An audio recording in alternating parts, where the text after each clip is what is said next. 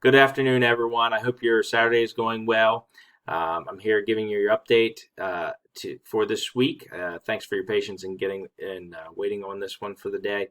I want to share with you that listed below are staffing updates, and there are many, so please take a look at that so you understand the updates that are happening.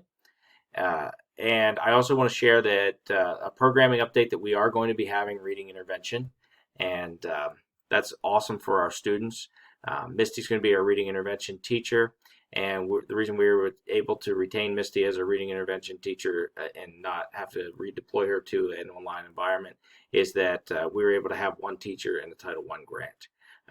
And Haley had the correct certification for a middle school position that we needed to fill, so Haley's going to be filling a middle school 7th grade position for this coming year. So I do want to say thank you to all of our teachers who are getting redeployed and many who have volunteered to be redeployed into an online environment, because you're truly saving jobs and you're truly helping us to provide the best quality education and consistency of education for the Cornwall Lebanon students.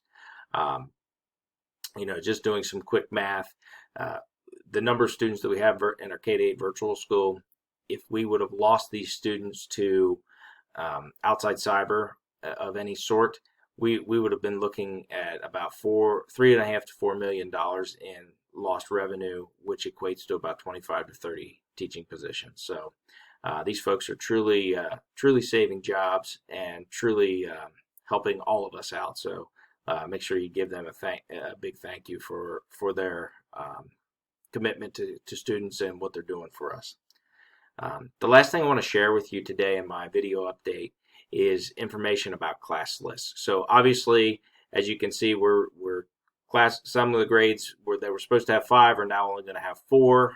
Again, that's due to enrollment and students moving into our cyber option.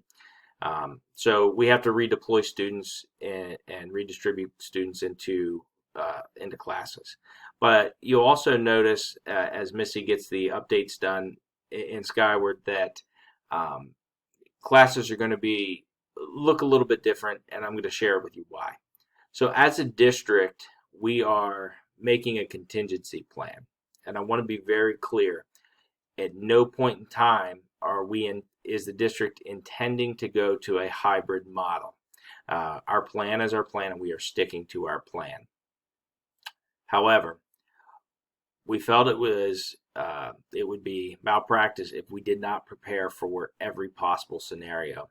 So in the event that we are forced to go to a hybrid model at the elementary, we wanted to be prepared so we can hit the ground running right away without any break in services for our kids.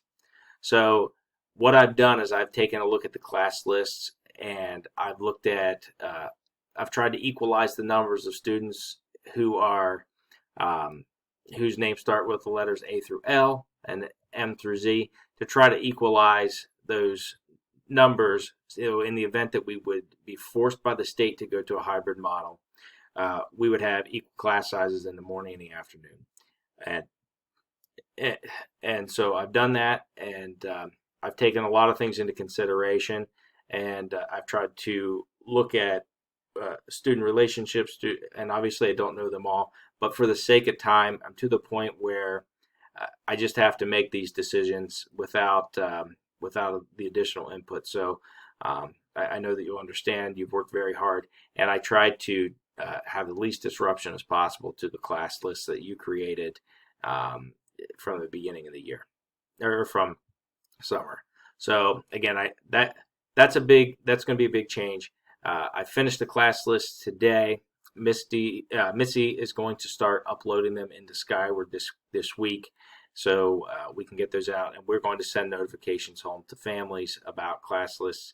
And I'd also like us to be sending letters home to families, just letting them know that they're who their teacher is going to be. So those are my updates for this week, and please let me know if you have any questions. And I hope you're doing well. I hope you have a great weekend and enjoy these last weeks of summer.